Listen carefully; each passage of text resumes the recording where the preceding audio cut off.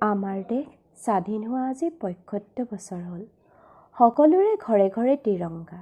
বিদ্যালয়ৰ প্ৰভাত ফেৰীত ছাত্ৰ ছাত্ৰীসকলৰ হাতে হাতে ৰাষ্ট্ৰীয় পতাকাৰ পৰা আৰম্ভ কৰি ব্যৱসায়িক প্ৰতিষ্ঠান, কাৰ্যালয়, দোকান, rickshaw, auto, magic, truck, bus, scooter, নিজৰ গাড়ীৰ সন্মুখত আমাৰ ৰাষ্ট্ৰীয় পতাকাখন উৰি থকা দেখি ভাল লাগিছে। ১৫ আগষ্টলৈকে নিশ্চয় উৰিয়ে থাকিব। আমি ব্যৱহাৰ কৰা জাতীয় পতাকাখনৰ দিশ আৰু প্ৰস্থৰ ৩:২ হ'ব লাগে।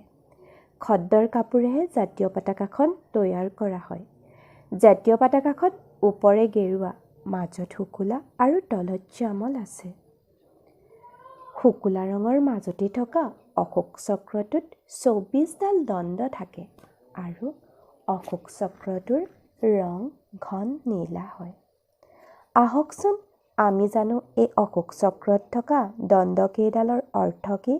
ধৈৰ্য, আৰোগ্য, শান্তি, ত্যাগ, অনুশাসন, সেৱা, ক্ষমা, ভালপোৱা, মৈত্ৰী, বন্ধুত্ব, সংগঠন, কল্যাণ, সমৃদ্ধি, অধিকাৰ, কৰ্তব্য, সহকাৰ্য, ন্যায়, নীতি, অৰ্থ, সমতা, নিয়ম, নিৰাপত্তা, সুৰক্ষা, উদ্যোগ।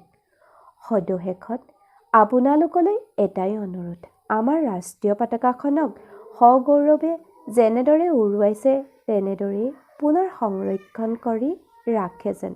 জয় হিন্দ।